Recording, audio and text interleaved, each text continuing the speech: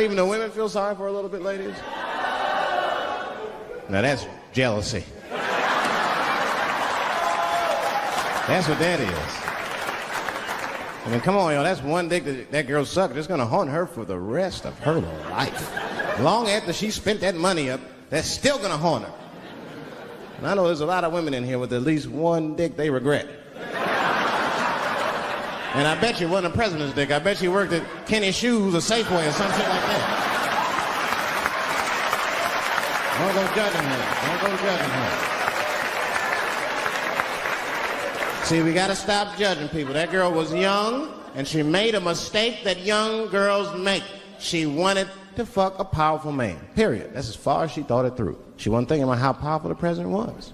She had no wisdom. An older woman would have helped everybody. An older woman would have been in there, you know, you should lower taxes. You know what I'm saying?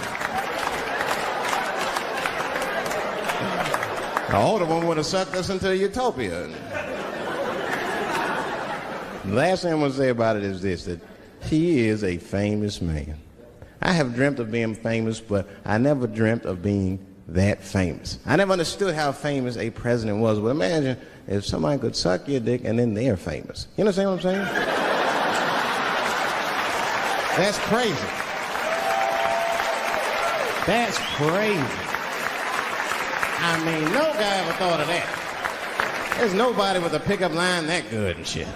Hey, suck my dick, there's a future in it. What? Oh, that's it now. Get out there and be somebody.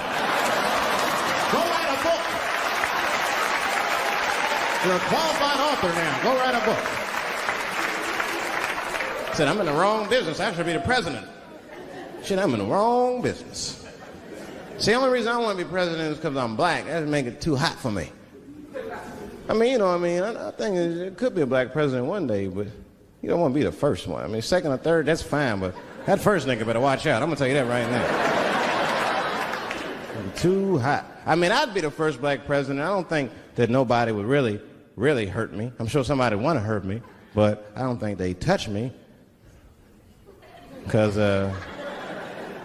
my vice president will be Mexican for a little insurance. You know what I'm saying? And you can shoot me if you want, but you're just going to open the border up, so you might as well leave me and Vice President Santiago to our own devices. Ain't that right, Santiago? See.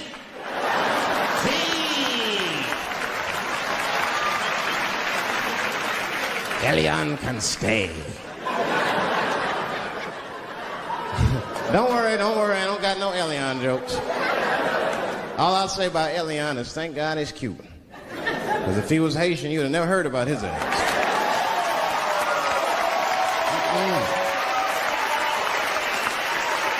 If Elian Gonzalez was Elian Mamumbo from Haiti, they'd have pushed that little rubber tube right back in the water. Sorry, fella, all full. Good luck. The only thing in our society that bothers me the most is the way that men and women don't get along no more.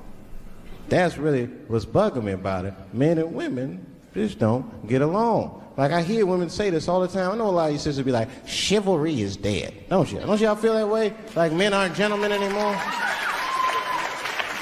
That's right. Chivalry is dead. And women killed it.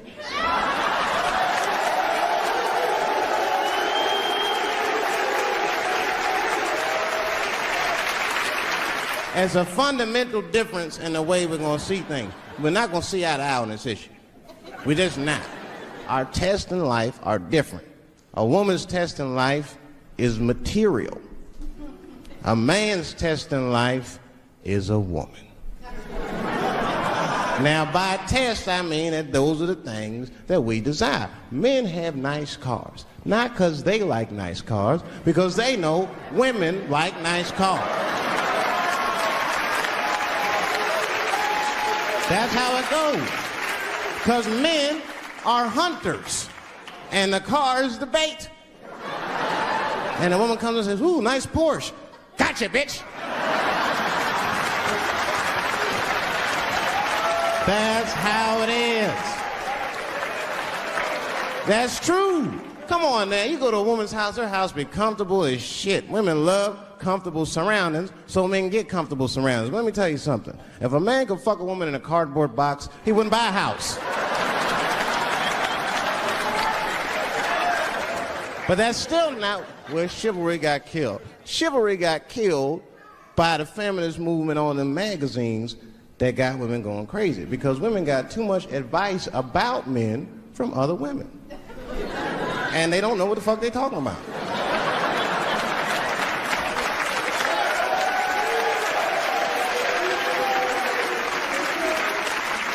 It's true. I see this shit in the magazines. I don't read them, but I be seeing the cover. I be in the grocery store, fellas, you look at one of the magazines, like, what is this? And they say on the cover, 100 Ways to Please Your Man by some lady. Oh, okay, Dave, we're gonna close the deal. Was that fine with you? I'll be like, yeah, that's good for me. Great. You have a good weekend, Dave. I'll be like, all right, you too, man. Peace. Oh, all right, bye-bye.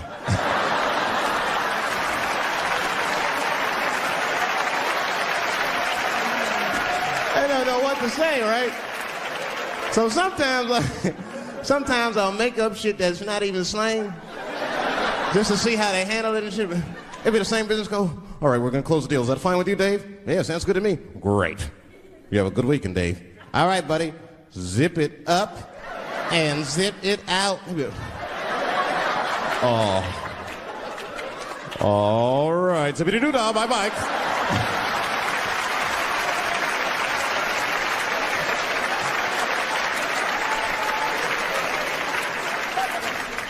Sometimes racism works out in black people's favor. Now, it doesn't happen often. It happens very rarely, but when it happens, it is fucking sweet.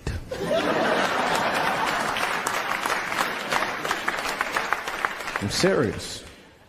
This one time racism saved my life, man. I was on a plane. I was coming from overseas. And I don't know how this guy got a machine gun on the plane, but he stood up, man. He said, everybody, get on the fucking ground. Nobody look at my face. I started freaking out. Because he was Chinese. I was like, why is he talking like that?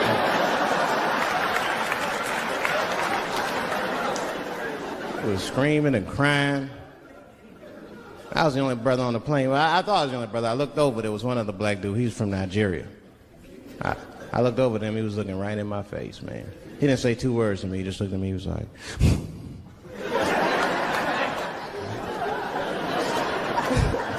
He didn't need to talk, I knew just what he was talking about. I looked right back at him, I was like...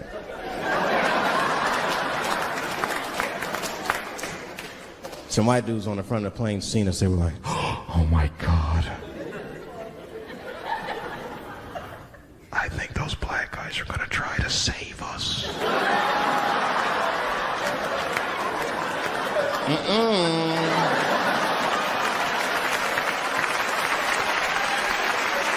We were just communicating that we understood the situation. We were both seeing the same thing. What we understood was simple.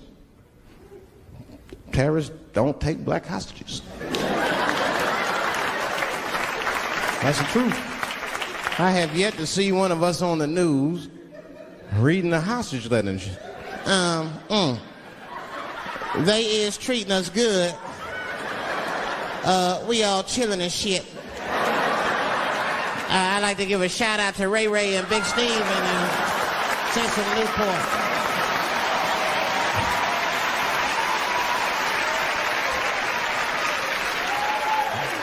You're not gonna see it.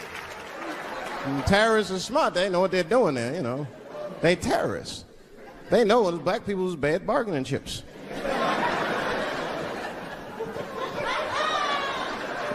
They called the White House. Hello? We have got 5 black... Hello?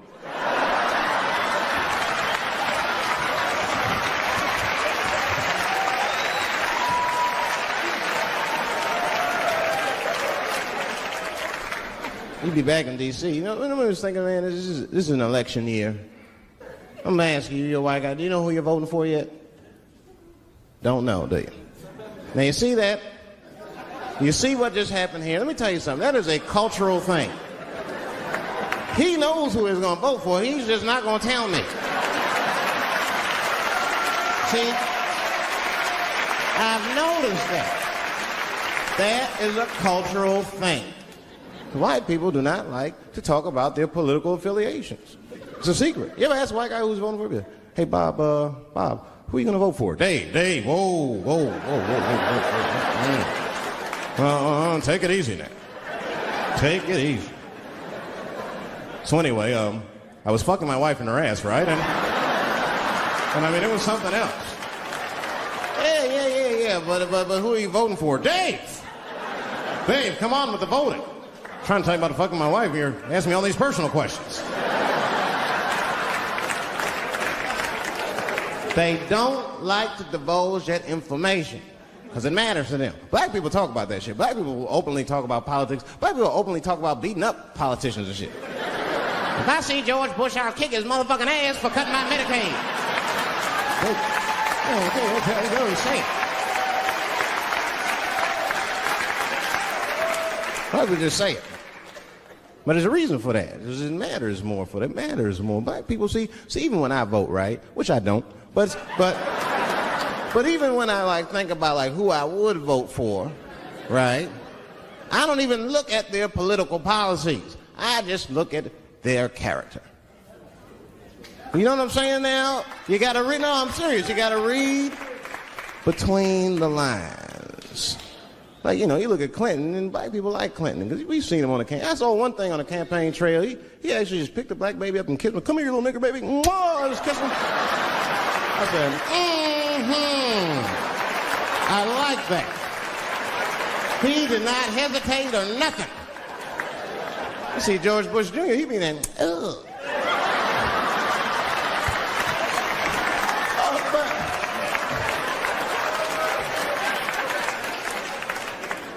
I'd never vote for George Bush Jr., but I don't know George Bush Jr.'s politics.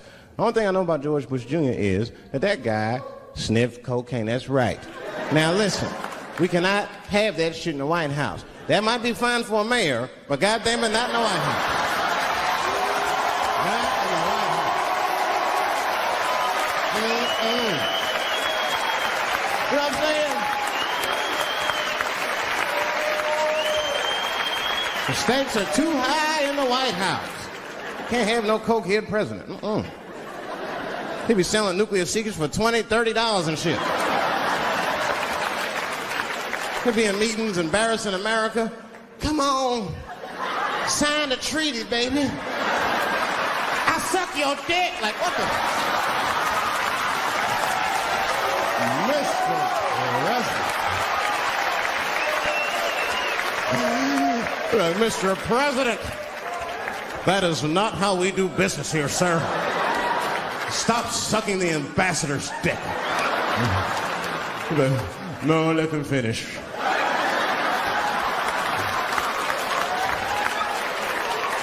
I will sign the treaty. There will be peace in Israel finally. I'd vote for Clinton again if I could. At least it's always better.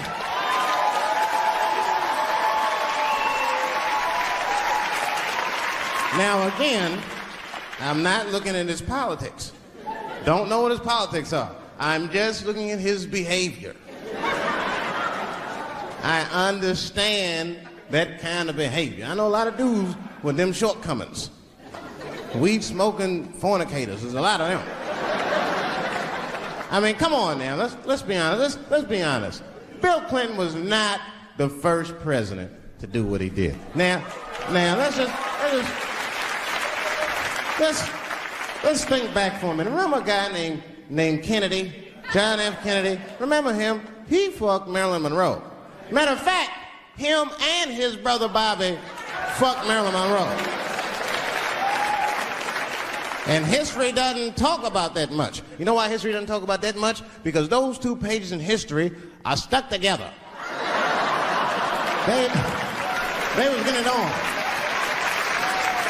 They were getting it on. I seen the tapes. Remember the tapes? She'd be singing on there. See this party, stressing them out. Limousine driver. He was a nice guy, talking to me and shit. Oh, hey, where you from, dog? D.C. Word? That's a rough city, man. And his cell phone started ringing. Hold on 1 second. Hello? Oh, what's up, nigga? What? What the fuck? Slow down. What the fuck? No! No! No! Fuck that, nigga. Fuck it. I'm on my way.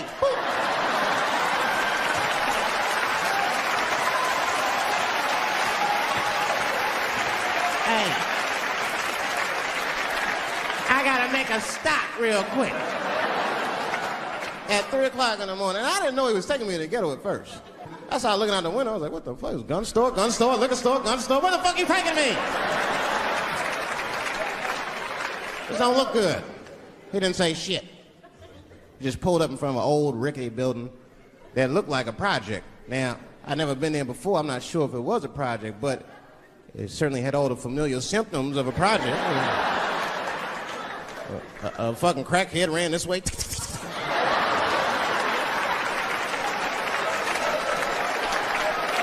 And then another one jumped out of a tree and shit. And I said, I'll be right back. And left me. Took the keys with him and just left me. At 3 o'clock in the morning, in front of a project, in a fucking limousine. This was not good. I was like, man, I gotta look around and see if I can see some landmarks and figure out where I'm at. Might have to escape on foot. Now, this is when I knew I was in a bad neighborhood. You only see this in the worst neighborhoods. Remember, it's 3 o'clock in the morning. It's 3 o'clock in the morning. I look out the window. It was a fucking baby standing on a corner.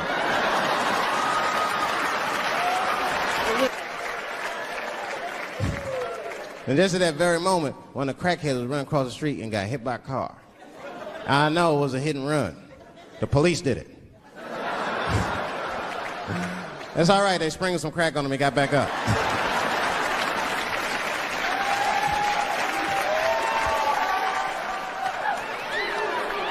Yeah, I've been seeing that kind of shit, man. It's what it is. They use the TV to program us from a young age. You ever watch like a cartoon that you used to watch when you were little as an adult? That shit is wild shit. Some wild shit. I mean, like I was with my nephew. We sitting there, we watching Pepe Le Pew, and I say to my nephew, I say, now pay attention to this guy because he's funny. I used to watch him when I was little. And we watched Pepe Le Pew, but I'm old now. I'm looking like, good God, what kind of fucking rapist is this guy? Like, take it easy, Pepe. My nephew was sitting there cracking up. Hee. See, sometimes you gotta take the pussy like Pepe. Like, no.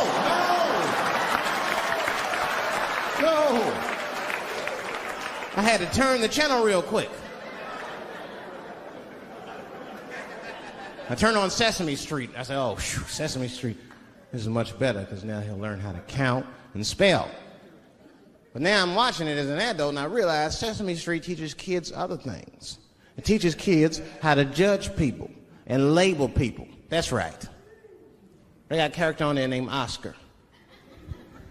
They treat this guy like shit the entire show. They judge him right in his face. Oscar, you are so mean. Isn't it, kids? Yeah, Oscar. You're a grouch. It's like, bitch, I live in a fucking trash can. I'm the poorest motherfucker on Sesame Street. Nobody's helping me. Then you wonder why your kids grow up and step over homeless people. Get it together, grouch. Get a job, grouch. So don't even tell me how to get to Sesame Street. That is a terrible place. I wouldn't go there if I knew the way. Who would want to live in a neighborhood like that? They fuck who's close to them. I can tell that's what Clint was up to. It looked like he just stuck his head out the office door and shit. Oh, boy. You, come here. I made my penis up for my 3:30, come on. Oh, boy. He's probably looking at Kennedy's picture and shit. Oh.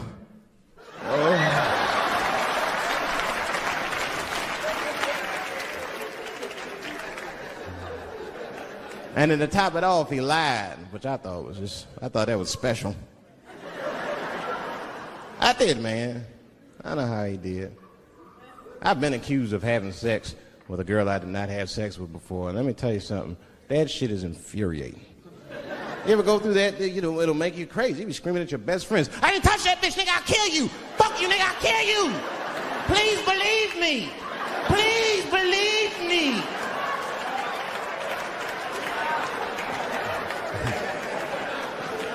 And Clinton didn't do it like that, did he? And Clinton came out of the press conference all relaxed, his shoulders all relaxed and all this trouble. It looked like he just got done fucking or something. Listen, let me tell you something, America. I don't think you heard me the first time. I did not have sexual relations with that woman, Miss Lewinsky.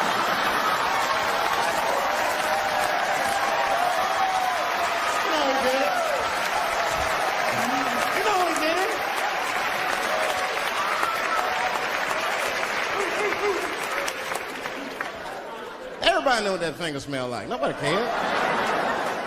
Nobody cared. We all watched. We was disgusted, but we kept watching the news. I know I did. I was taping it. See, I'd be at the crib like, baby, turn the lights off. The news is coming on. Every week on 60 Minutes was a different girl accusing Clinton. Remember Kathleen Willey came out?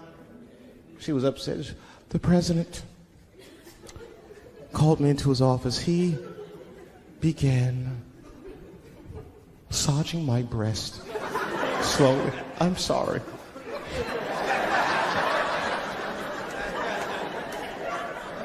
And then he placed my hand on his genitals. Ed Bradley was shocked. Was he aroused? I was at home like, yeah, was he aroused?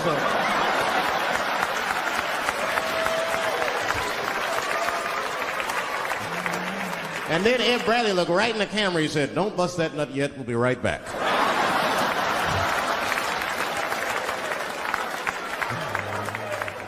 Oh, man, the news had never been so good. But there were no victims.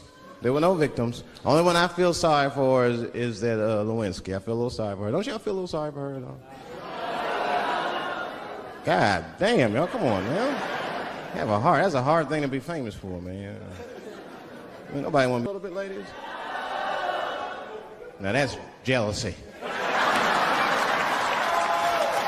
That's what that is. I mean, come on, y'all. That's one dick that girl sucked. It's going to haunt her for the rest of her life. Long after she spent that money up, that's still going to haunt her. And I know there's a lot of women in here with at least one dick they regret. And I bet you it wasn't a president's dick. I bet you worked at Kenny Shoes or Safeway or some shit like that. Don't go judging her. Don't go judging her. See, we got to stop judging people. That girl was young, and she made a mistake that young girls make. She wanted to fuck a powerful man, period. That's as far as she thought it through. She wasn't thinking about how powerful the president was. She didn't have no wisdom. An older woman would have helped everybody. An older woman would have been in there, you know, you should lower taxes. You know what I'm saying? The older one would have sucked us into utopia. The last thing I'm going to say about it is this, that he is a famous man. I have dreamt of being famous, but I never dreamt of being that famous. I never understood how famous a president was, but imagine if somebody could suck your dick and then they're famous. You understand what I'm saying? That's crazy. That's crazy. I mean, no guy ever thought of that. There's nobody with a pickup line that good and shit. They suck my dick, there's a future in it. What? Oh, that's it now. Get out there and be somebody. Go write a book. You're a qualified author now. Go write a book. Said, I'm in the wrong business. I should be the president. Shit, I'm in the wrong business. See, the only reason I don't want to be president is because I'm black. That would make it too hot for me. I mean, you know what I mean? I think it could be a black president one day, but you don't want to be the first one. I mean, second or third, that's fine, but that first nigga better watch out. I'm going to tell you that right now. Too hot. I mean, I'd be the first black president. I don't think that nobody would really, really hurt me. I'm sure somebody would want to hurt me, but I don't think they'd touch me. Because my vice president will be Mexican for a little insurance. You know what I'm saying? And you can shoot me if you want, but you're just going to open the border up, so you might as well leave me and Vice President Santiago to our own devices. Ain't that right, Santiago? See.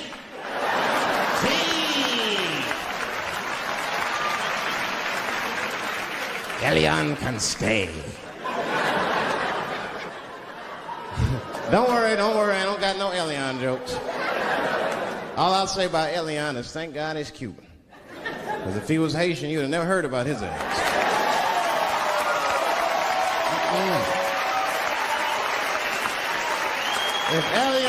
If Elian Gonzalez was Elian Lumumbo from Haiti, they'd have pushed that little rubber tube right back in the water. Sorry, fella, all full.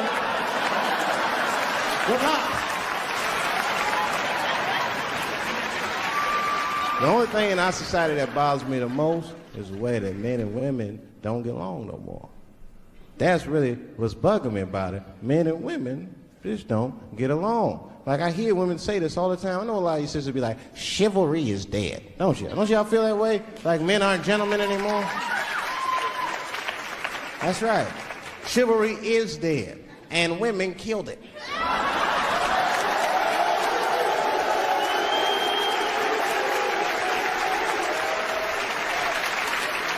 There's a fundamental difference in the way we're going to see things. We're not going to see eye to eye on this issue. We're just not. Our tests in life are different. A woman's test in life is material. A man's test in life is a woman. Now, by test, I mean that those are the things that we desire. Men have nice cars. Not because they like nice cars, because they know women like nice cars. That's how it goes. Because men are hunters, and the car is the bait. And the woman comes and says, ooh, nice Porsche. Gotcha, bitch. That's how it is. That's true. Come on now, you go to a woman's house, her house be comfortable as shit. Women love comfortable surroundings, so men get comfortable surroundings. But let me tell you something. If a man could fuck a woman in a cardboard box, he wouldn't buy a house. But that's still not where chivalry got killed. Chivalry got killed by the feminist movement on the magazines that got women going crazy, because women got too much advice about men from other women.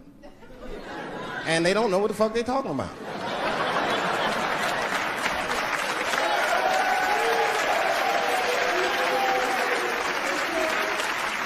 It's true. I see this shit in the magazines. I don't read them, but I be seeing the cover. I be in the grocery store, fellas, you look at one of the magazines, like, what is this? And they say on the cover, 100 Ways to Please Your Man by some lady. Can't exist. I was doing a nightclub in Oakland 16 years ago, and this is the first time that the trans community ever got mad at me that I knew about. And I was nobody. I just quit Chappelle's show. It was like a nothing hole-in-the-wall club, and I was doing some transgender jokes in Oakland. It was 16 years ago. My pronoun game was not as nice as it is today. I went too far. I said things like tranny and shit. I didn't know these words were bad, and a woman stood up and just gave me the business, started screaming at me, and I'm sure it was a woman, but she kept calling me transphobic and all this shit. I'd never even heard these words before. It was really weird. I didn't trip. I just gave security the look like, you know, get that bitch out of here. I kept it moving.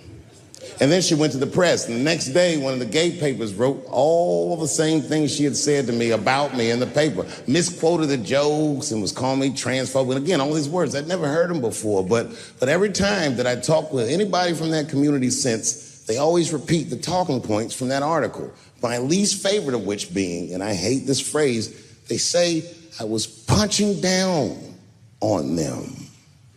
Punching down. What the fuck does that mean? Now fast forward. It's 2019. I'm in a restaurant in Ohio, a very nice restaurant. It's Thanksgiving week. And to be honest, it's not a very nice restaurant, but it's a nice restaurant if you're a white person from Ohio that's never been anywhere before. Picture Chili's.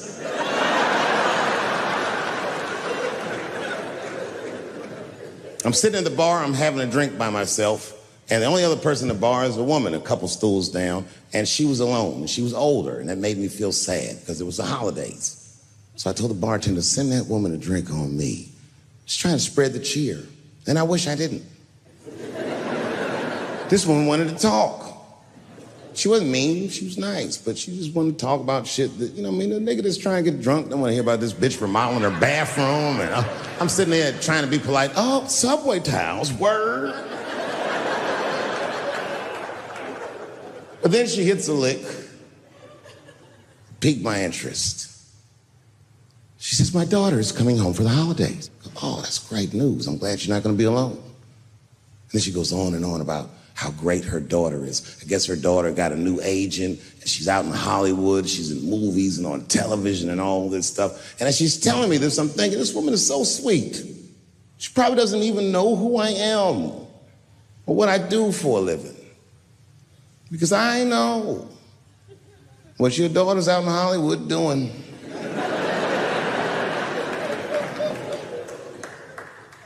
And then she goes, would you like to see her picture? Oh, now I don't want to see this woman's picture, but what am I going to do? I go, okay, yeah, sure, I'd love to see the picture. And I grab the picture, and this is all I say. This is all I say. Oh, she's very beautiful. And as she puts the picture away, she looks mean all of a sudden, like she caught me in some kind of trap. What does that face mean? And then she goes, she's transgender. And I think to myself, oh, this bitch does know who I am.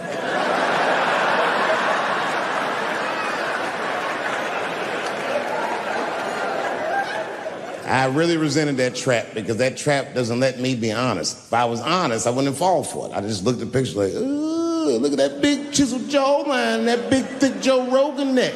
Is that a dude? Is your daughter a man? Can't say that shit. It's really annoying. Fast forward, now it's a couple days later. It's the Wednesday. For the Thursday, that's Thanksgiving, and I'm in a totally different bar. And this bar, trust me, it's not a nice place. It's foul. It's one of those bars where the top shelf should be under the sink. This is where the poor whites drink, the tiki torch whites. You know what I mean? Them white people, they believe in Q and they love Trump. You know what I mean? Like Michigan white people.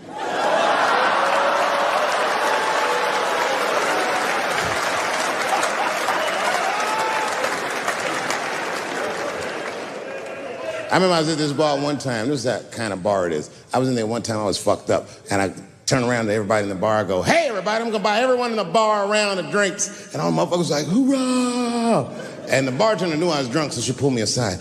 Mr. Chappelle, are you sure about that? That's going to be $16.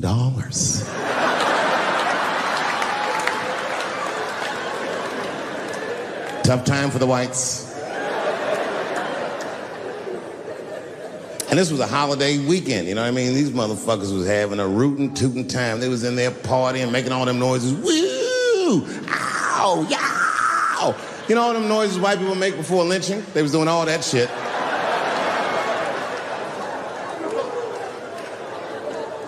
I was drunk. I looked over my shoulder. I thought I was tripping. I guess who was in the bar? I thought I was seeing things. I looked across the room, and I saw the trans bitch from the picture.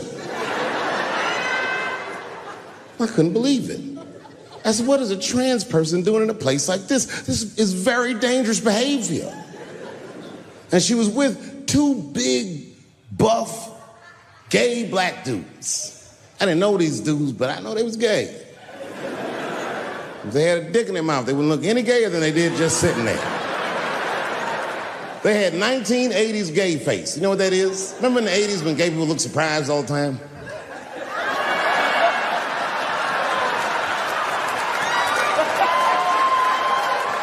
Close your mouth, nigga. What's surprising? You know what I mean? But they was huge. They looked like Juicy Smouillet's trainers. And I'm thinking, man, these motherfuckers in a line of trouble. So what I do is I stand up, and everybody in the bar likes me, so I make a big show of it to make sure that everyone can hear me. I walk right up to her, and I go, hey, I just met your mother the other night, and she told me all the great things you're doing in Hollywood, and I cannot believe that someone from a podunk place like this can achieve all that. I'm so proud of you. Welcome home. And the whole bar said, hoorah. And I said, whoosh. That ought to buy her some time. You know what I mean? A couple more drinks and these fellas are gonna start asking her for some pussy she might not have.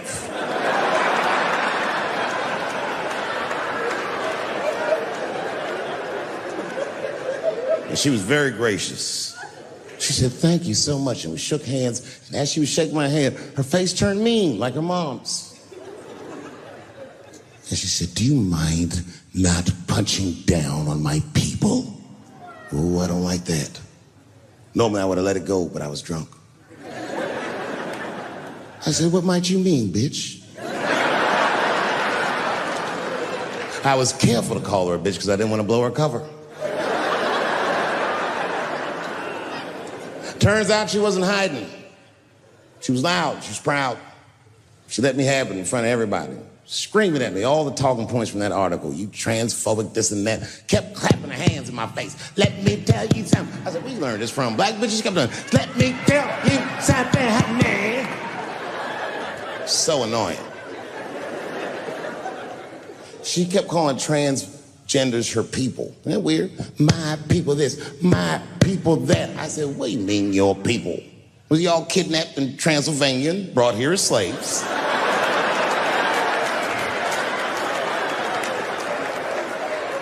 She said, my people have struggled for decades, honey. Decades.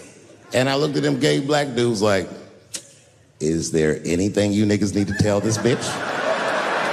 Clifford.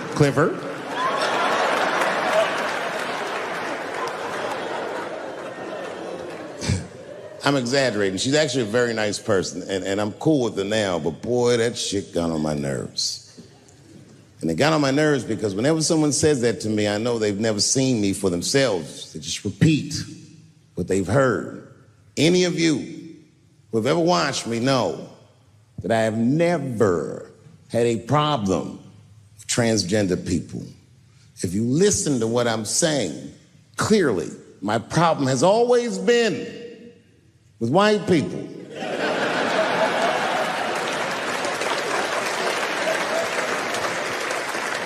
I have been arguing with the whites my entire career. And just when I thought I had you guys on the ropes, you changed all the rules. Oh, yeah? Yeah, motherfucker. Well, I'm a girl now, nigger, and you must treat me as such. Call me a girl, nigger. It's annoying as fuck. No. Go back tonight after the show. Watch every special I did on Netflix. Listen to everything I ever said about that community. I'll go through them. I said, how much do I have to participate in your self-image? I said, you shouldn't discuss this in front of black people. I said, I know niggas in Brooklyn that wear high heels just to feel safe. I asked you, why is it easier for Bruce Jenner to change his gender than it is for Cassius Clay to change his name?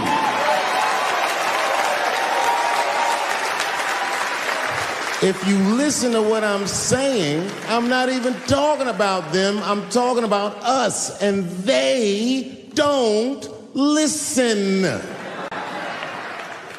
It's very annoying. And they've canceled people that are more powerful than me. They canceled J.K. Rowling. My God, J.K. Rowling wrote all the Harry Potter books by herself.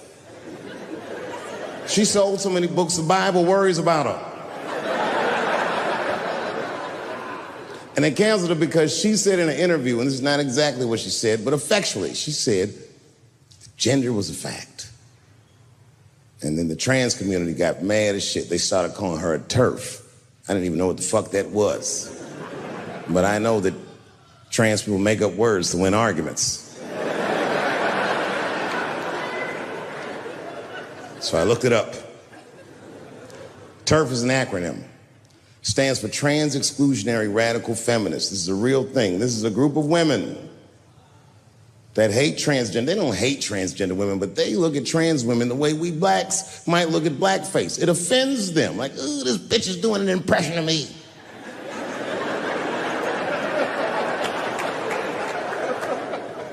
Now, I shouldn't speak on this because I am not a woman, nor am I a trans.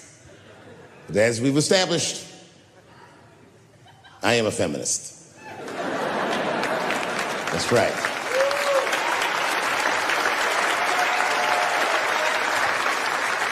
I'm Team TERF. I agree. Man. Gender is a fact. You have to look at it from a woman's perspective. Look at it like this. Caitlyn Jenner, whom I've met, wonderful person, Caitlyn Jenner was voted Woman of the Year. Her first year as a woman. Ain't that something? Beat every bitch in Detroit. She's better than all of you. Never even had a period. Ain't that something? Oh, I'd be mad as shit if I was a woman. I'd be mad if I was me. If I was in a BET Awards sitting there and they're like, and the winner for Nigger of the Year, Eminem, my man.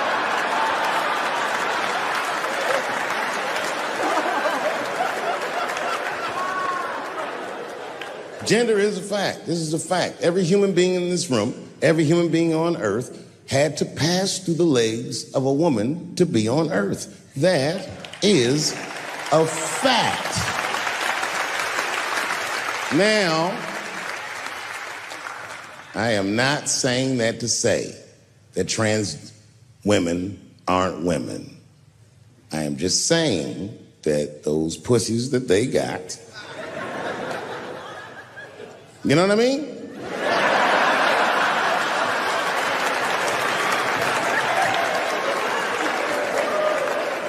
I'm not saying it's not pussy, but that's like beyond pussy or impossible pussy. You know what I mean? It tastes like pussy, but that's not quite what it is it? It's not blood, that's beet juice.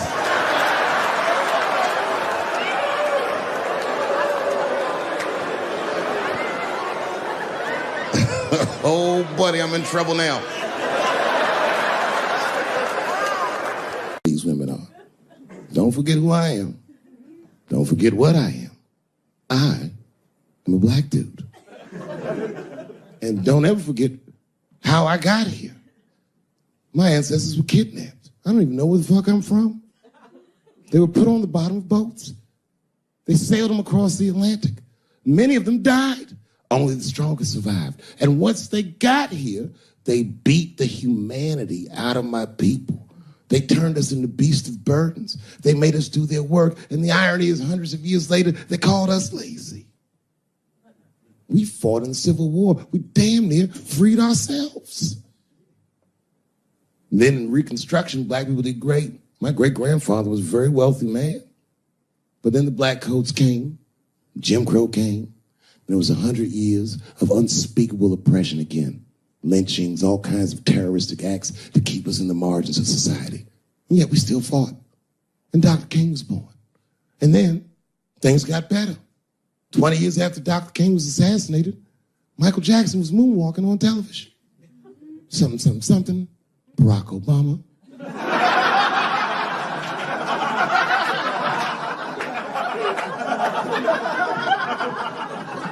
Donald Trump, and now here we all are. 400-year nightmare. Took us 400 years to figure out as a people that white people's weakness the whole time was kneeling during their national anthem. That's a brittle spirit. That's right, nigga. On the rock, it's regular. Ah! Ah! Why are you doing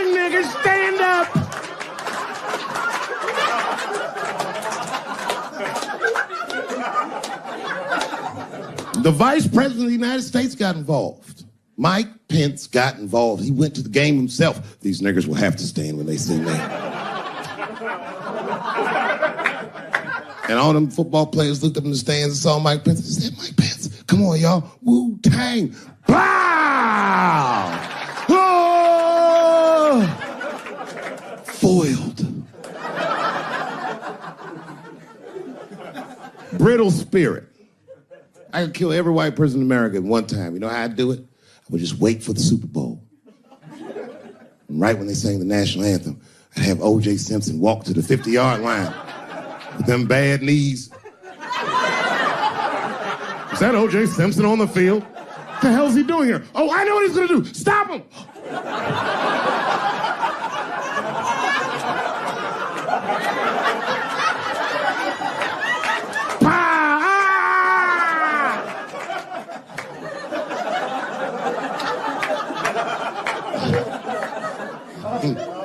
You gotta man the fuck up, y'all. I don't mean to be disrespectful, because, man, I know you're upset what I said, but, you know, I know you're right, but come on, baby, it's me. I was right once. Remember that? Does anybody remember when I was, like, missing from show business for 12 years? Remember when I had, like, this really popular show and I quit? I remember I walked away from $50 million. A lot harder than walking away from Louis' freckled dick.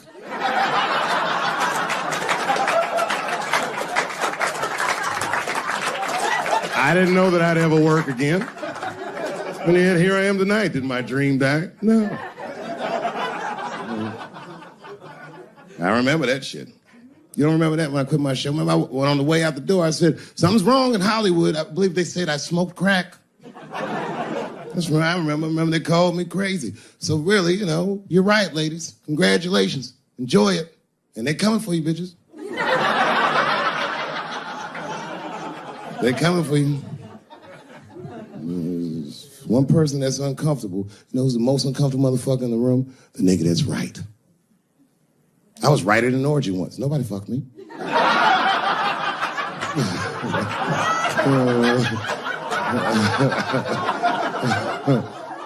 was just walking around like Tom Cruise at the movies, just looking. And ruined the whole orgy by accident. It's easier to ruin an orgy than you think. All you gotta do is wait for it to get kind of quiet and then go, ew.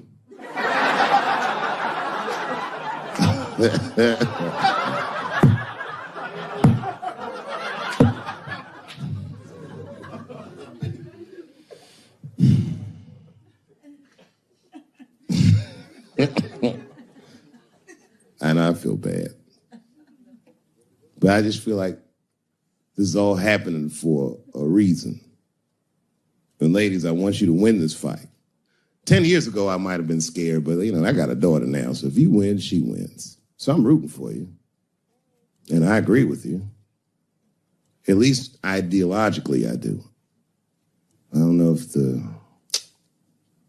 you're doing it just right, but I mean, who am I to say? I don't think you're wrong. I just think that you can't make a lasting peace this way. You got all the bad guys scared, and that's good. But the minute they're not scared anymore, it will get worse than it was before. Make lasting peace. Ask black people. And that's what it is. What this city really needs, without irony, I'll say this, the cure for LA is in South Africa.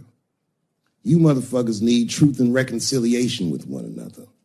Because the end of apartheid should have been a fucking bloodbath by any metric in human history, and it wasn't.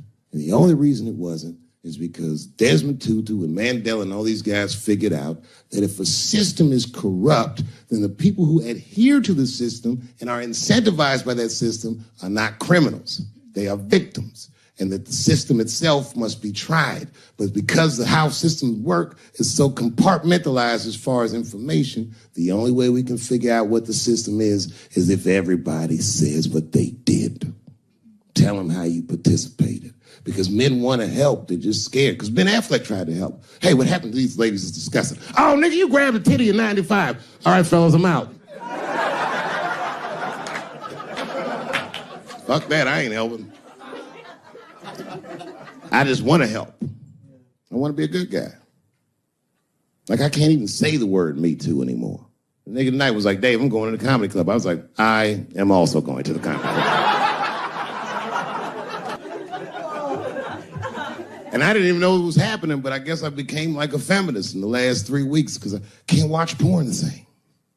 Like, I watch it sometimes, but I can't click on these motherfucking thumbnails, not with those titles. Guy crams young girl in the ass with hard right. I can't click on that. Come on, nigga, give me something I can click on. Dude gets sucked off by a midget. Little person, I say to myself.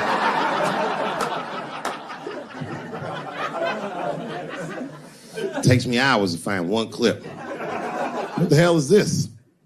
Marginally groomed feminist enjoys consensual sex with vaguely homosexual guy with penis the same color as mine. Click.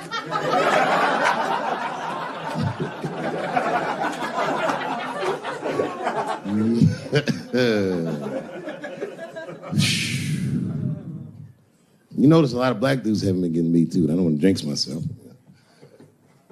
You know why, though? Obviously, black women go through the same thing, right? The reason is because black women from slavery won't tell on us because they know that no matter how bad we black dudes are, white dudes are very mean. They're scared to see us get punished. My wife is Asian. She'd tell on me in a goddamn second.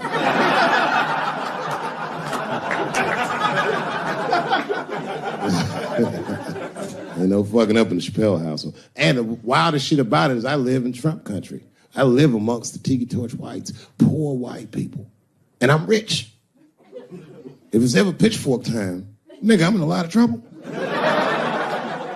And nobody in my family believes me. I be trying to tell the kids, man, we gotta run these drills. They're like, we don't want to run your stupid drills. Too bad, son, you have to. Tiki Torch whites come upside, what are you guys supposed to do? Come on, Dad, what are you guys supposed to do? Squint our eyes and stand next to Mom. That's right.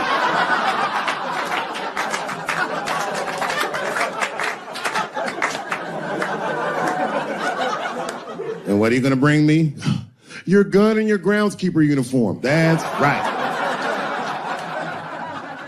I'll go outside and see what they want.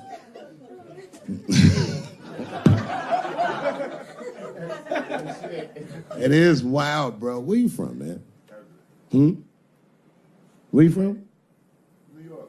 You from, what, Manhattan? Brooklyn. You are from Brooklyn, aren't you? You look like you can rob somebody with a hammer.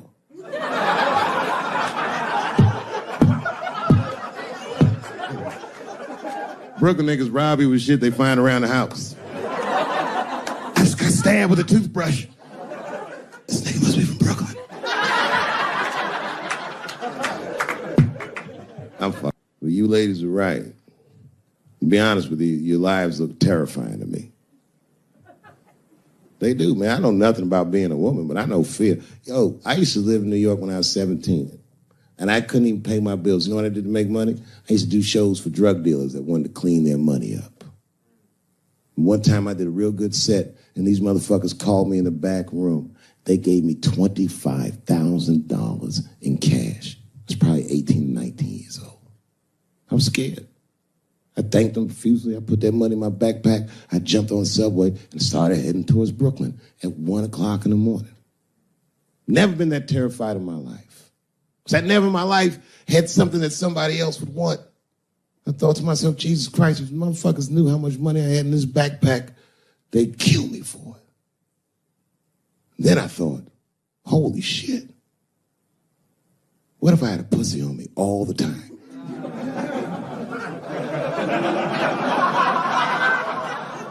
That's what women are dealing with. I'm gonna tell you right now. It's real talk. If them same drug dealers gave me a pussy and said, put this in your backpack and take it to Brooklyn, I'd be like, nigga, I can't accept this.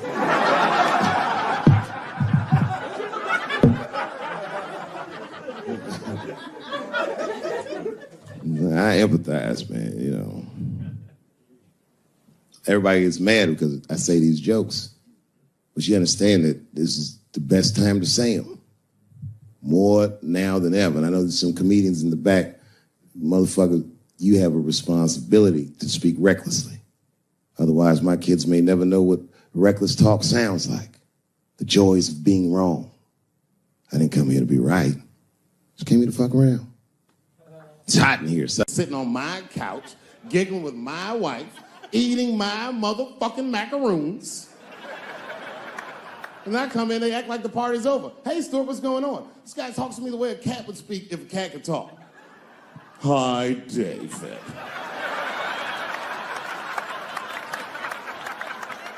Stuart, what's all the beef, man? What's going on? He always wants to have some kind of gay political argument. The last one was about a petition in federal court to take the words husband and wife out of the law. I said, well, why would you want those words out the law? He said, because it discriminates against same-sex couples. I was like, niggas, please save me the semantics. Just trust me. Take your chips and get the fuck out of the casino. You're about to crap out. Let's go outside, talk that over amongst yourselves, and whichever one of you is gayer, that's the wife.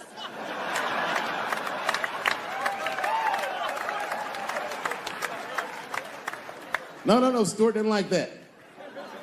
Stuart educates me about this movement, you know what I mean? I didn't even know shit about it. He told me it's called LBGTQ.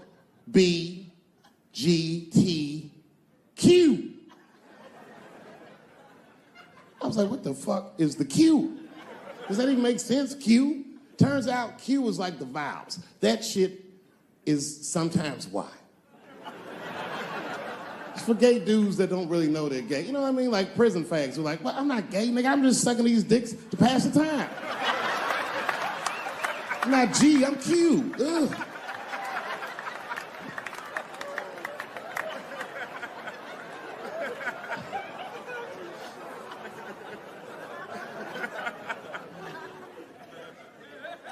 I think, okay, again, of all those letters, the T has the toughest road ahead. In fact, I think the T should stand for tough road ahead. They've got the longest mental gap to bridge. That's all I'm saying. Because, you know, whenever I see one of them T's on the street, I don't mind them, but I'll be like, man, I miss Bruce. I'm sorry, guys. I'm 42. I remember Bruce Jenner. Before the Kardashians, before all that, this motherfucker was a white American superhero. It was amazing. He was beating Africans at track and field. We'd never seen anything like it. He was on my cereal box growing up. You know how much of that cereal I ate, nigga? I didn't know he was gonna do that.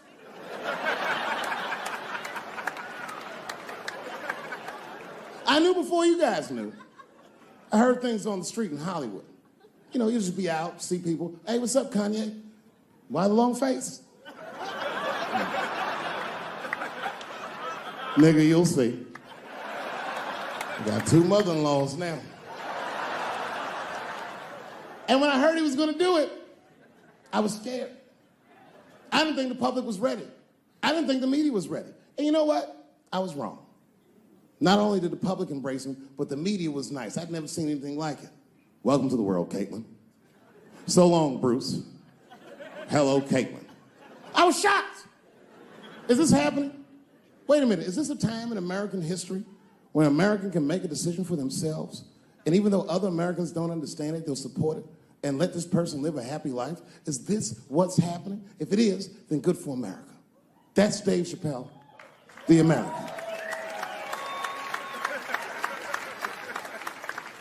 Although Dave Chappelle, the black American, he was a little jealous. I was like, how the fuck are transgender people beating black people in the discrimination Olympics? If the police shot half as many transgenders as they did niggas last year, it'd be a fucking war in LA. I know black dudes in Brooklyn, hard street motherfuckers that wear high heels just to feel safe.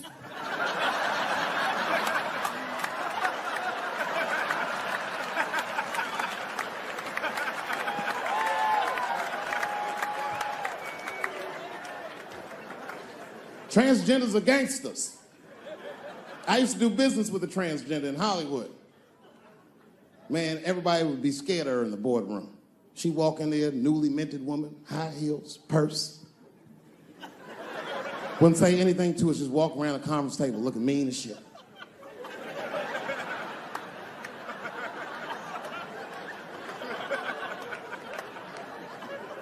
And then she walked to the head of the conference table, stare at us all, reach in her purse and pull her old dick out and throw it on the table. Let's talk business, gentlemen. Ah!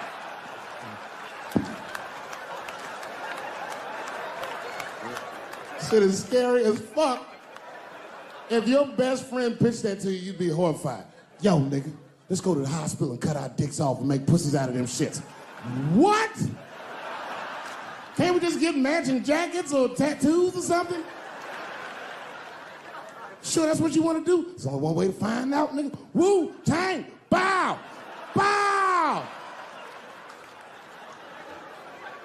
Let's go to the club and trick niggas into fucking us, yeah.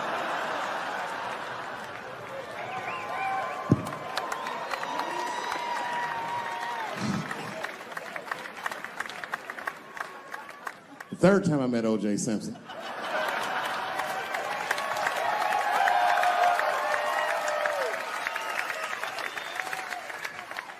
Third time I met O.J. Simpson, I was doing great in life. I just finished the second season of Chappelle Show. Man, those were good days. I was playing a comedy club in Miami, the Improv. I don't know if you've ever been, but if you have, you'd know. The door for the green room is right on the stage. Can you imagine such a thing? If I walked out of the door of the green room, bam, I'm just right here. It's right from the dressing room. And I did that. I walked out, and the whole crowd was like, hooray! And I looked, ma'am, as close as you are to me, I saw him as soon as I came out, the juice. And I saw recognition in his eyes, and it filled me with pride that he knew who I was. I didn't acknowledge his presence because it was a white audience, and I didn't want to start a panic.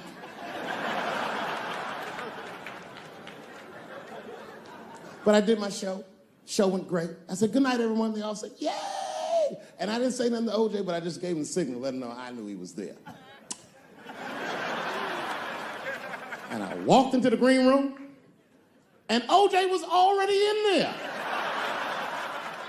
I was like, how the fuck is this possible? I was scared.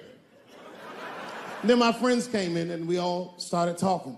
We sat down on the couch, and I'm just telling you what I saw with my own eyes. You can believe me or not believe me.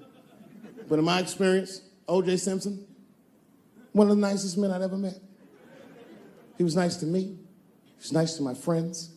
The conversation was filled with warmth and levity, humor, and wisdom. We talked for 90 minutes, and then suddenly the Juice said, you know what? I've got to be going. But it's good to see you again, and I'm glad things went so well. I said, thanks, Juice. And my friend said, yeah, goodbye, Mr. Juice. They're new to the game. He said, no, thank you for your hospitality. Good night, guys.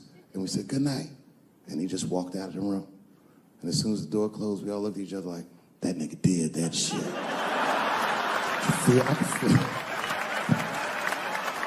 I could feel like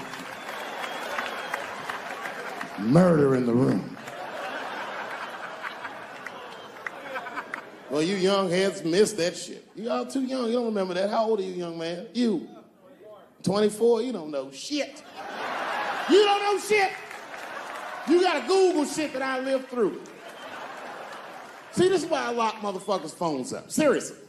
Because the young kids, you guys, look, you need to take a break from that. We all need to break just from that technology, just for a minute.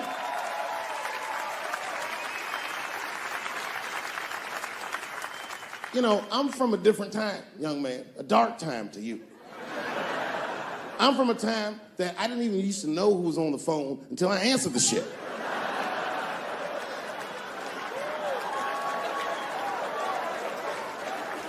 Like when tragedy used to strike. I remember when I was 12 years old and the teacher wheeled a television set into the classroom. You remember these days? And she turned it on to one of 3 channels. And she said, class, the space shuttle is taking off, and we're all gonna watch it take off. Man, that shit was going great for like 3 to 5 minutes. That's right, you remember, it fucking exploded. Right on television, everybody on board, dead, immediately presumed dead. It was so bad, the teacher looked at all the kids and was like, you can go home. It's a goddamn national tragedy. This was Cold War America. The Russians were laughing at us. My point is, for a guy your age wouldn't even know the pain because in your generation, it's like the space shuttle blows up every fucking day. How can you care about anything when you know every goddamn thing? I'm getting over one cop shooting, and then another one happens, and then another one happens, and another one happens. I'm crying about Paris, and then Brussels happens. I can't keep track of all this shit, so you just give the fuck up. That's the hallmark of your generation. And that's fucked up because your generation lives in the most difficult time in human history. This is the age of spin. The age where nobody knows what the fuck they're even looking at. Did you know that Planned Parenthood was for abortions? It's for people that don't plan things out at all.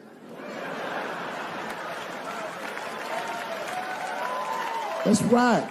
So a guy your age doesn't really know how he feels. Are you pro-choice? Are you anti-consequences? What does it all really mean? It's easier not to care for you. But for us, we were trained to care. We were raised that way. I used to watch a fucking cartoon when I was growing up called the Care Bears.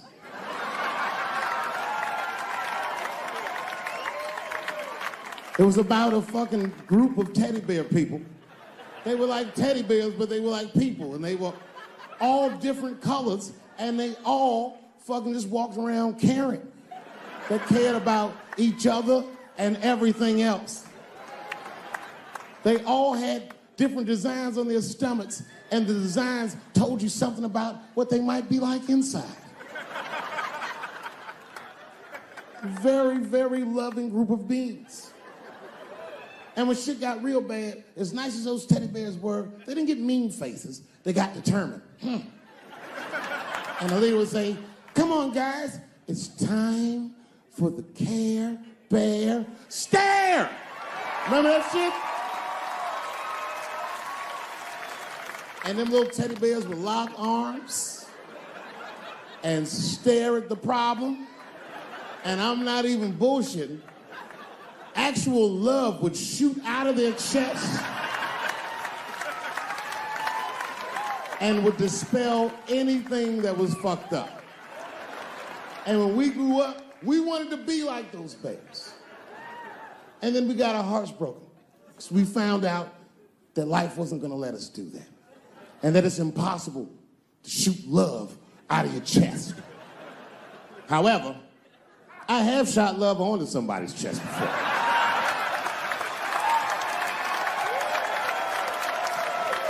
I do it all the time. It's the next best thing. Want to know what happened to me? Yeah. Nah.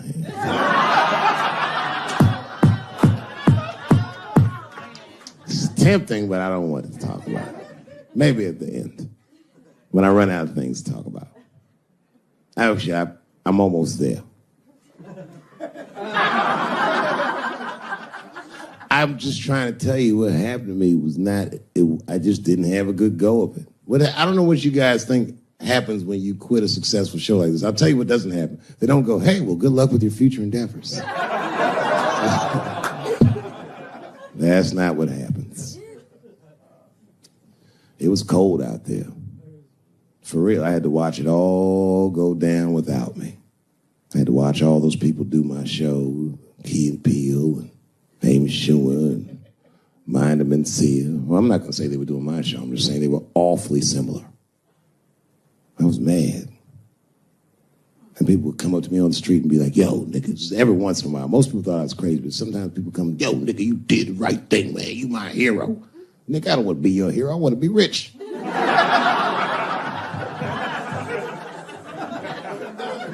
Never choose to be a hero, because heroes die uncomfortable deaths. All I wanted to be was Paul Revere. I just needed one heroic moment, you understand? Paul Revere's ride was only one night. And then 40 years of him being like, hey, y'all, remember that time everybody was asleep and I was up and the British was coming? Boy, it's a good thing I was awake, nigga. Everybody be dead.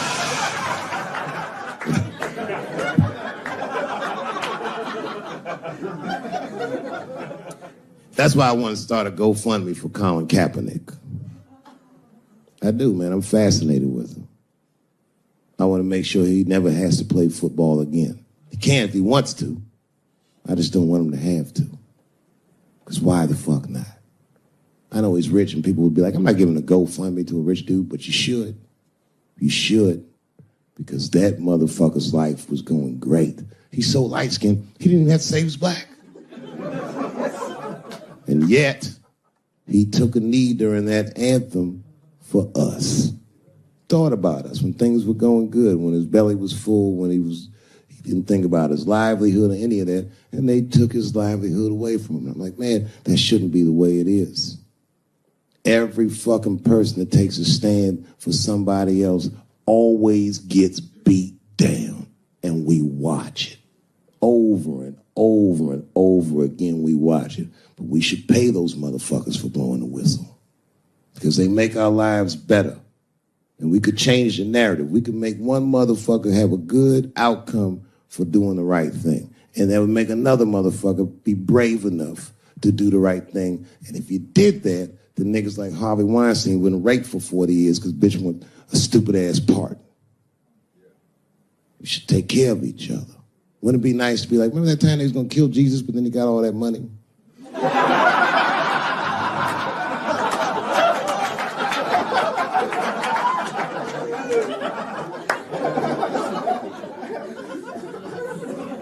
Real talk, man.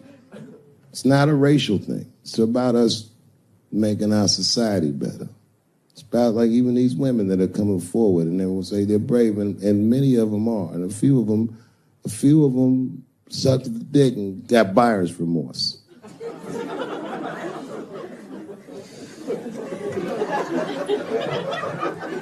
No, that's a huge omission from this narrative. This wouldn't have gone this far if some women weren't willing to do it. You can't ask every woman to hold the line. Some women can carry things heavier than others. So we should fight for one another. We should forgive the ones of us that are weaker and support the ones of us that are stronger. And then we can beat the thing. You guys keep going after individuals, the system is going to stay intact. You have to have men on your side. And I'm telling you right now, you're going to have a lot of imperfect allies. I'll tell you what happened, but I can't say it directly. There's a book, to me, that encapsulates my entire experience before I left the show. And the book is called Pimp. It's written by a guy named Iceberg Slim. Here, bring it up here. This is Matthew. Matthew is from France. He's white. And yet, he has an original copy of this book written by a black American who was a pimp in the 40s. Iceberg Slim, his real name was Robert Beck. He got the name Iceberg because he was in a bar in Chicago and there was a shootout in the bar and a bullet went through this nigga's hat and he still finished his drink. Pimps love shit like that. They said, man, you ice cold. And he said, I like that. And it stuck. This book is so heavy in the front, it has a glossary of pimp terms because the ideas are so foreign to the American ears. For instance, do you know what the phrase mileage on a hoe means?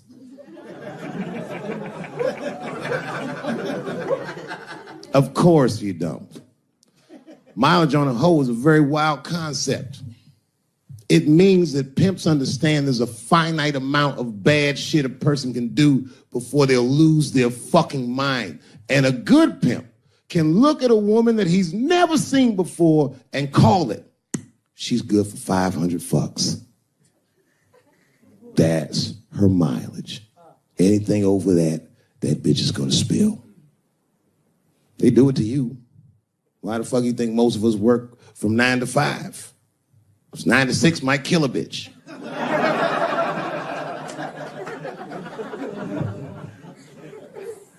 Iceberg Slim was the one that broke down what a bottom bitch was. Does anyone know what a bottom bitch is? Anyone? What's a bottom bitch, sir? It's your prostitute that's the best out of all of them, that brings in the most money. That's right. That's exactly right. Are you black? That's right. A bottom bitch is a pimp's number one hoe. She's even a bitch that helps him keep the other bitches in line. I will repeat. She's even the bitch that helps him keep the other bitches in line. If the pimp was McDonald's, then the bottom bitch is French fries. The rest of them bitches like fish sandwiches and cherry pies and shit like that.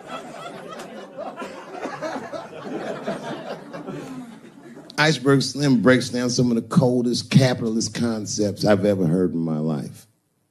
He describes in detail how these men break women so that they will give them the money that they make with their own bodies. There's a story in here so cold it makes me shudder to think about it. Well, Iceberg Slim is trying to control the woman that he finds uncontrollable.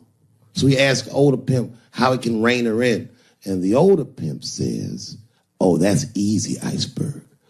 All you have to do is beat that bitch with a coat hanger and then run her a bath and give her some pills.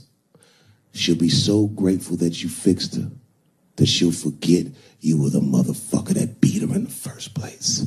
That's some cold shit. Now, at the end of this book, Iceberg Slim tells a story. It's kind of the crescendo of the book. And in the story, Iceberg Slim's bottom bitch is at the end of her mileage. If she was good for 500 fucks, she was at 498. She was bubbling. You could see it. She was going crazy. She started saying all kinds of shit. Oh, I always wanted to be in circus. Circus, this bitch is loose. I can juggle too, you know. Juggle. He had to let her go. It's hard to let her go. A bottom bitch go. And he wasn't ready to let her go because his organization couldn't handle losing her. But she didn't know that. She didn't know how important she was. So what he did was he called her to a diner. He said, look, bitch, you and I got to part ways. She said, fine, motherfucker. I don't need you anyway because I know somebody at Ringling Brothers. She was like, all right, bitch, whatever. I got one last trick for you. It's a big money trick. You do this for me, you get paid, I get paid, and we go our separate ways. She said, fine, motherfucker, what do you want me to do? He said, okay, there's a guy in that hotel across the street. He's waiting for you in room number 7. I want you to go over there and I want you to fuck him. But before you do, I need you to put some of this stuff in his drink. And then he's going to fall asleep. When he does, there's a briefcase on his bed. Bring the briefcase to me. That's the trick, bitch. Can you handle it? She said, fuck yeah, I can handle it. And I can't wait to get rid of you. And she ran outside, jumped on a unicycle, and pedaled across the street. And Iceberg watched her. He was like, man, she's pretty good. Man, if I never jerked off in her face, maybe she would have been in the circus right now.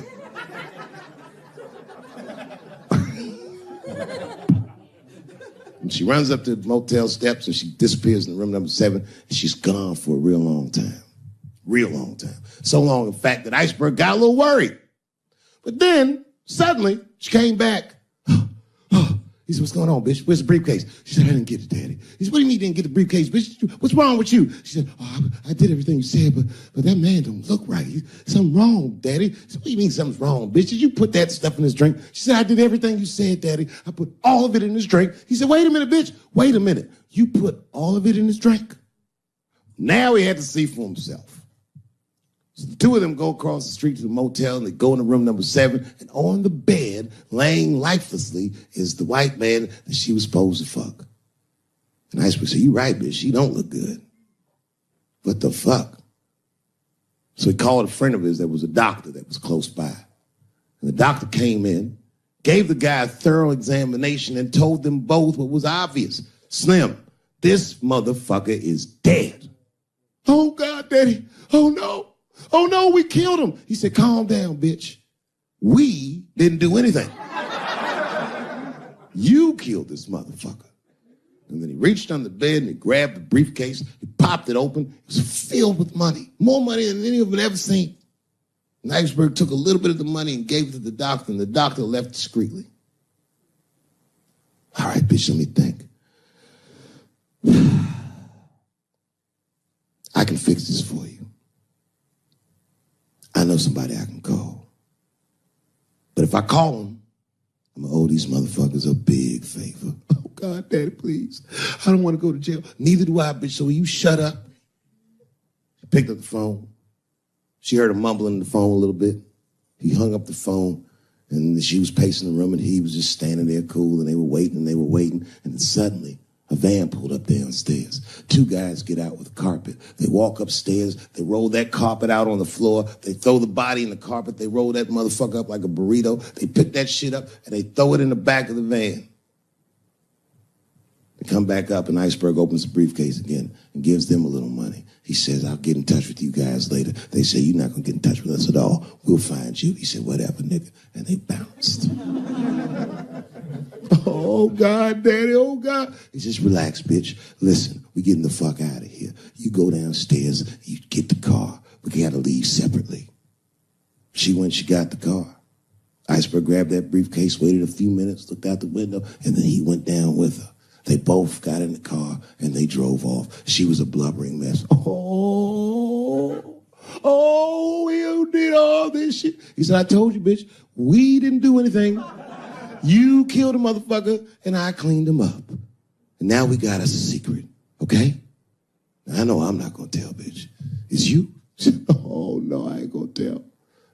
He said, all right, baby, cool.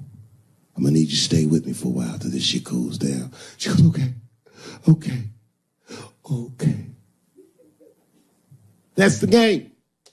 That's how the whole shit works, ladies. You understand? This bitch was at the end of her mileage. She was at 498. She ended up tricking for Iceberg for another 6 months. She must have turned another 200 tricks for him. Do you understand? That's some cold shit. And the cold shit about it is that the dead guy on the bed wasn't even dead at all. This motherfucker was just a friend of Iceberg's acting like he's asleep.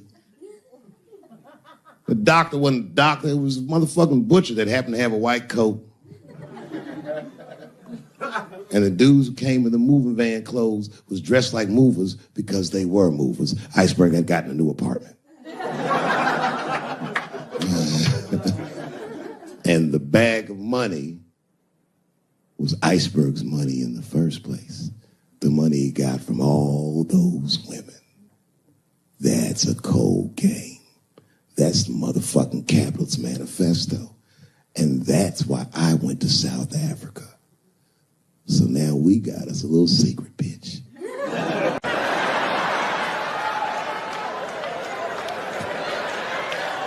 My problem has never been with transgender people. My problem has always been with the dialogue about transgender people. I just feel like these things should not be discussed in front of the blacks. It's fucking insulting, all this talk about how these people feel inside. Since when has America given a fuck how any of us feel inside?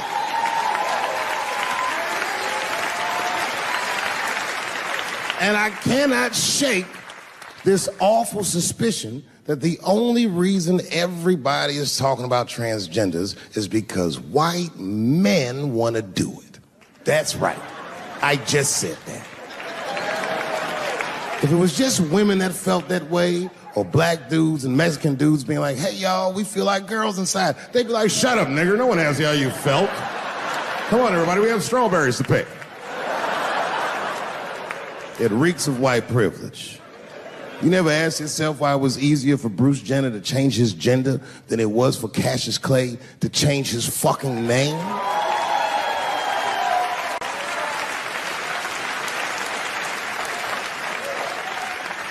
And if I were to be brutally honest, The only reason I ever been mad at the transgender community is because I was at a club in LA and danced with one of these niggas for 6 songs straight. I had no idea. And then the lights came up and I saw them knuckles. I said, oh no! And everybody was laughing at me, how world star. I said, why didn't you say anything? And then I heard that sultry voice. I didn't say anything, Dave Chappelle, because I was having a wonderful time. And I wasn't sure how you'd feel about it. I said, you knew how I'd feel.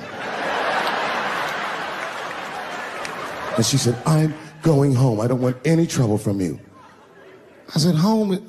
It's only 2 songs left. I mean, we might as well finish the night. And we ended up having breakfast together. Oh, grow up. That doesn't make me gay. I just titty fucked her. His titties are as real as any titties in L.A. It's 2 o'clock in the morning. I was just borrowing a little friction from a stranger. Whoops.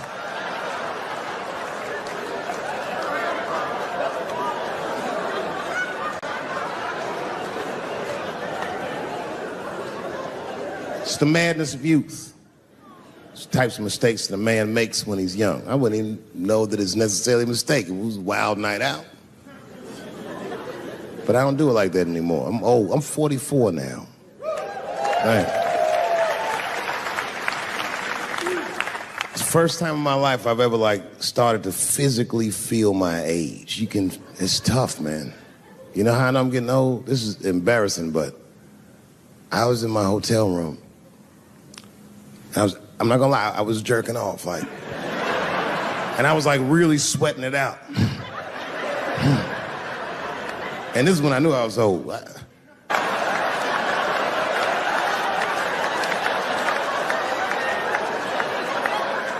I don't like looking at my dick anymore. My dick looks distinguished. It's old, an old looking dick. It's got salt and pepper hair all around it. My dick looks like Morgan Freeman in the 90s. Without the dots. My dick narrates.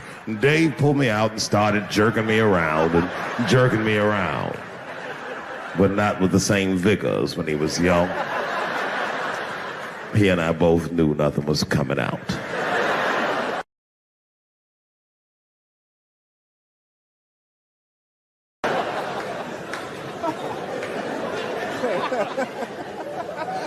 I see my age in my children.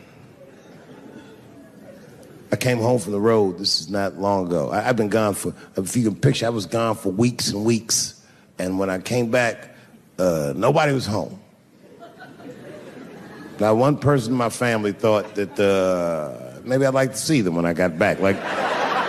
They knew when I was coming back, but they just weren't home. And that shit was a wake-up call.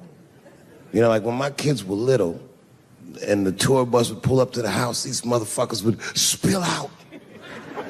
Dad is home, hooray! And they'd hug me and kiss me, and then as the years went on, they'd get less interested. Hey, everybody, look, it's Mr. Promises back from the road.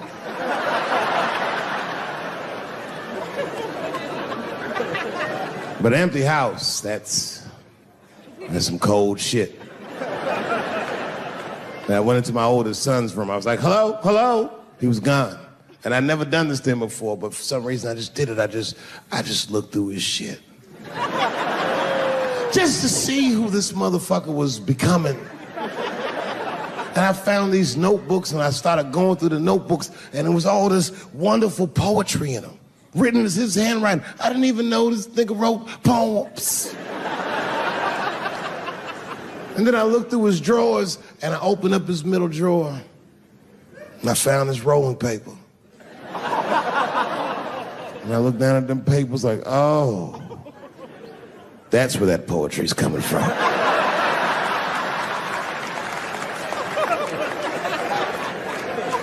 And that shit broke my heart. I mean, I smoked weed, but I mourned my son's innocence. And I cried a little bit. And I took his papers upstairs to my room.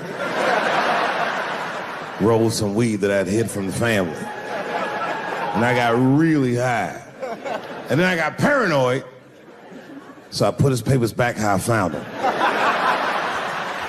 So he wouldn't know what I was up to. This nigga won't even know that that happened until he sees the special. Yeah, nigga, I found your papers. He's a cold motherfucker. Let me tell you, this kid is only 16 years old. Listen to what he did to me. This motherfucker calls me up in the middle of the night. It was 1 o'clock in the morning. He goes, Dad, don't be mad. I knew something was terribly wrong. I said, what's going on? He said, listen, I'm fine. And don't forget, you told me to do this. I'm at a party, and my designated driver had too much to drink. And me and my friends need you to come pick us up. I said, Jesus Christ, it's 1 o'clock in the morning, nigga. I am shit-faced.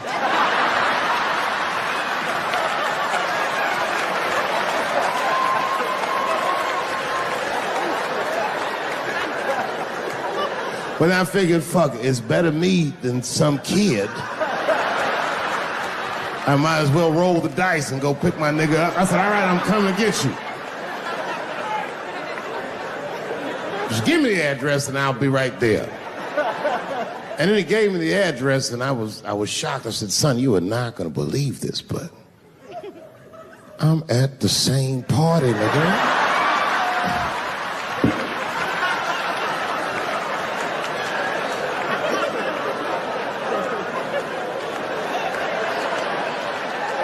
They grow up fast, don't they? Can I ask you a weird question? I don't want to make you feel uncomfortable. You don't have to answer it, and if it doesn't go well, we'll just edit it out anyway. Is it weird to be the only white people in a row?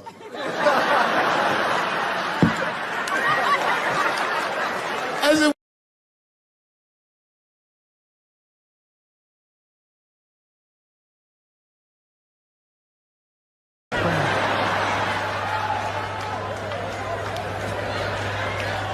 My problem has never been with transgender people. My problem has always been with the dialogue about transgender people. I just feel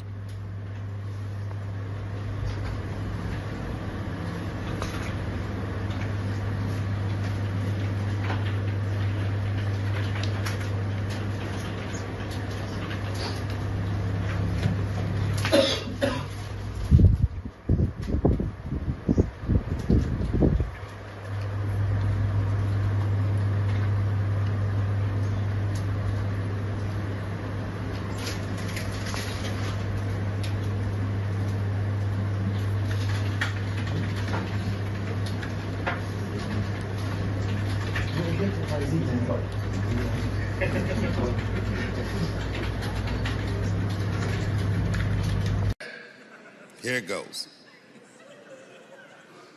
Hurry up and finish that Constitution, nigger. I'm trying to get some sleep. It's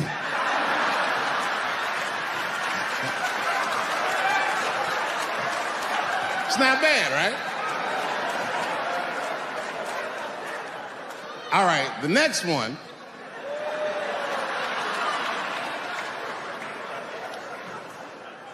The next one's a little harder.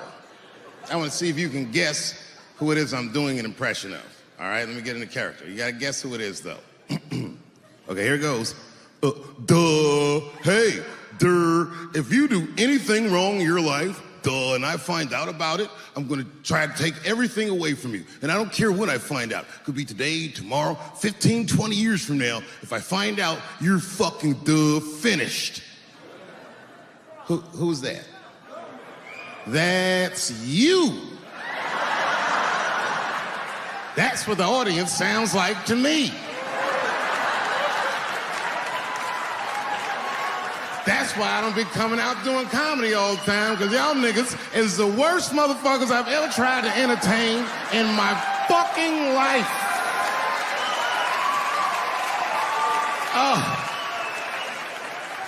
I'm goddamn sick of it. This is the worst time ever to be a celebrity. You're gonna be finished. Everyone's doomed.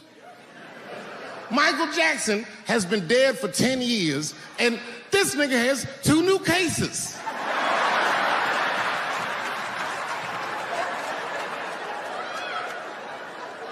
And if you haven't watched that documentary, then I'm begging you, don't watch it. It's fucking gross. I felt like HBO was sticking baby dicks in my ears for 4 hours straight. Really nasty shit. I don't want to know all these things. Turns out, Michael Jackson allegedly likes a long gander at the anus. So they said he stares at people's buttholes. That's what they said. That's how gross the documentary was.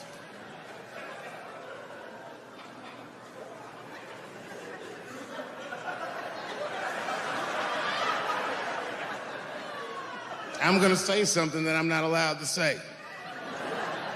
But I gotta be real. I don't believe these motherfuckers. I do not believe it. But let me qualify the statement. I am what's known on the streets as a victim blamer. You know what I mean? If somebody come up to me like, Dave, Chris Brown just beat up Rihanna. I'll be like, well, what did she do?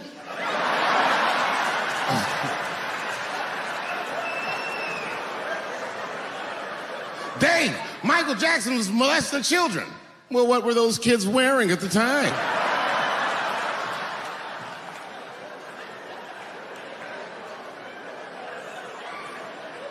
I don't think he did it.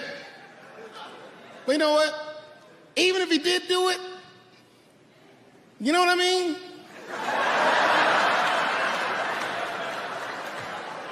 You know what I mean? I mean, it's Michael Jackson. I know more than half the people in this room have been molested in their lives. But it wasn't no goddamn Michael Jackson, was it? This kid got his dick sucked by the king of pop. All we get is awkward Thanksgivings for the rest of our lives.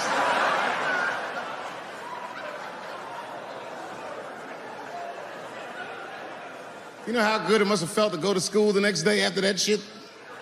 Hey, Billy, how was the weekend? How was my weekend? Michael Jackson sucked my dick.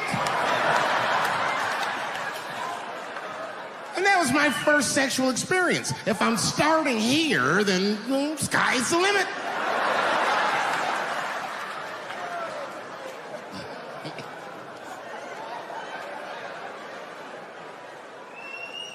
I know it seems harsh, but man, somebody's got to teach these kids. There's no such thing as a free trip to Hawaii. He's gonna want to look at your butthole or something.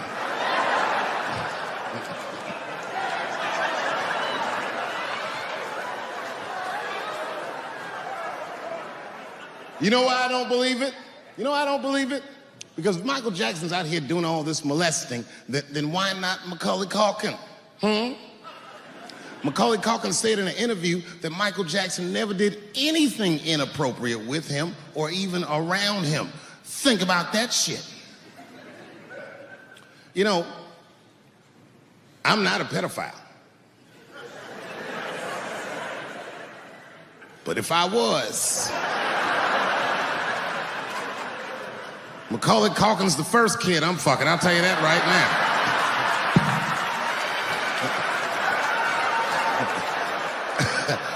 I'd be a goddamn hero. Hey, that guy over there fucked the kid from Home Alone. And you know how hard he is to catch.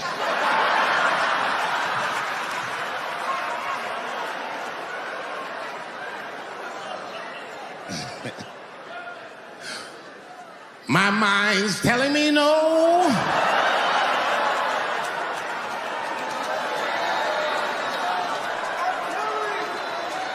Okay, R. Kelly is different.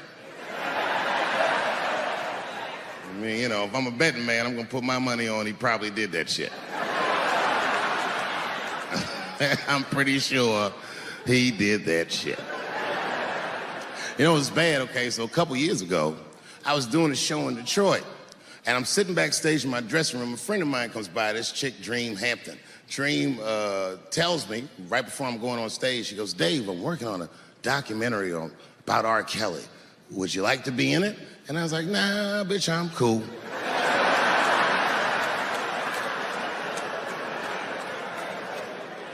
I went on stage, I just forgot about the shit. And then 2 years later, the documentary comes out, Surviving R. Kelly. And when it comes out, Dream's promoting the shit, and she keeps bringing me up. She said, I asked Dave Chappelle to be in my documentary, and he said it was too hot for TV. Bitch, I did not say that. It does not even sound like how I talk. Oh, that's too hot for TV? I would never say that shit.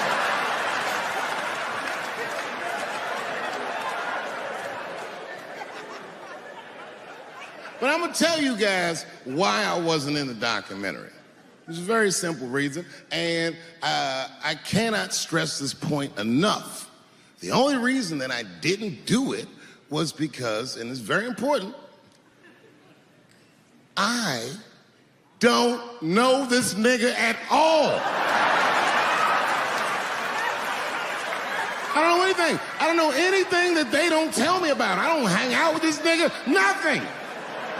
So what the fuck do I gotta be in the documentary for? This guy, R. Kelly, got another sex tape out now.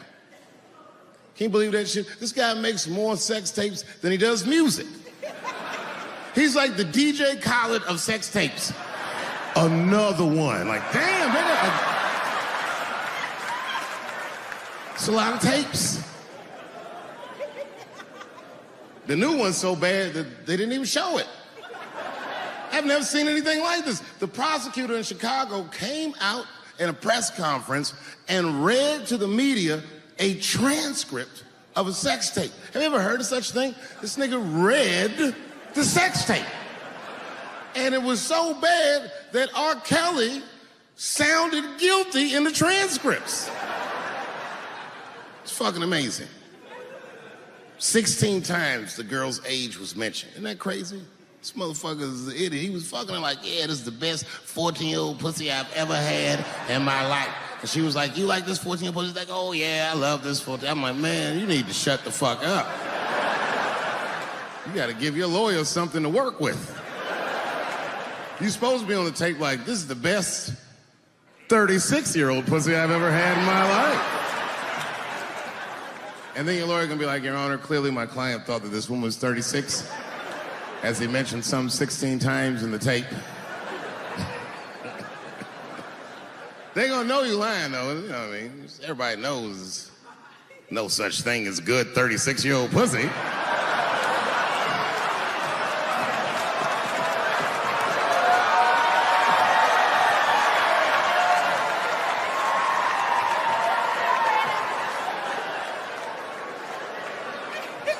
Doesn't matter what I say.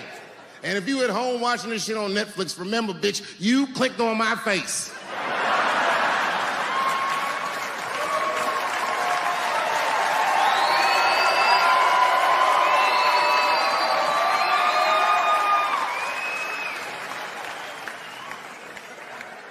Celebrity hunting season. Doesn't matter what I say, they're gonna get everybody eventually. Like, look, I don't think I did anything wrong, but we'll see.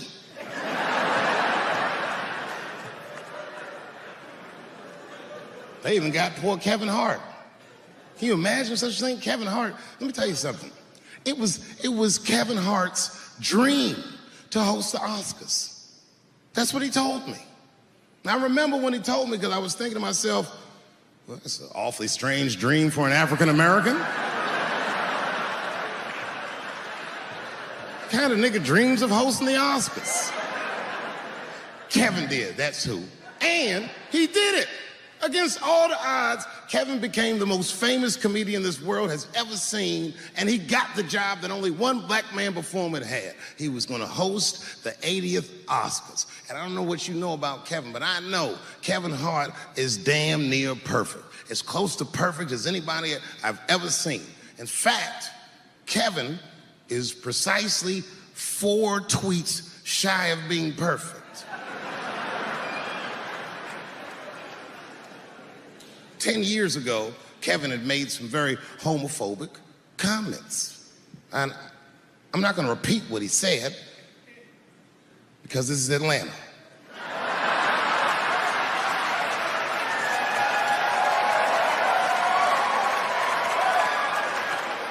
You know what I mean. I'm sure there's a lot of gay men here tonight with their wives.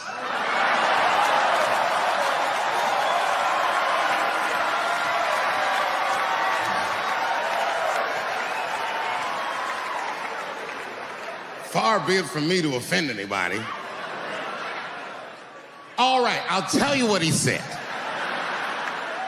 But just remember, these were not my words. These were Kevin's words. And it was a long time ago. And I'm paraphrasing because I'm not good at telling other people's jokes. Okay, Kevin said that if his little son was demonstrating or exhibiting homosexual behavior around the house, that he'd chastise him. He'd say, hey, that's gay. And then he said he would smash a dollhouse over that child's head. Ooh, the gay community was furious. And I don't blame them. I got a lot of gay friends. And all of them, 100% of them, all have told me fucking horror stories about the shit they had to go through just to be themselves. Crazy, crazy stories. And in all those stories, I gotta say, not one of them has ever mentioned anything like their father smashing a fucking dollhouse over their head. Because clearly Kevin was joking. Think about it. You would have to buy this nigga a dollhouse to break it over his head in the first place. Does that sound right? Is anybody gonna do that? The gay community was upset, and then they put so much pressure on the Academy of Motion Pictures and Sciences that they went to Kevin and said, if you don't apologize to that community, then you cannot host these Oscars. And then Kevin said, fuck it,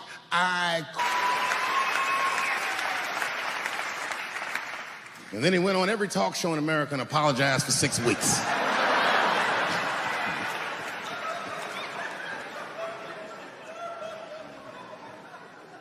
Kevin fucked up.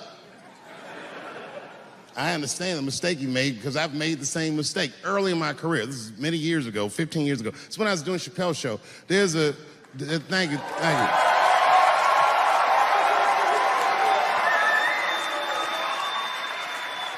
On network television, they have a department that's called Standards and Practices. This is the department that tells you what you can and cannot say on television. And if you're doing your job well, you should never hear from them. But if you're making a Chappelle show, you'll hear from these motherfuckers all the time.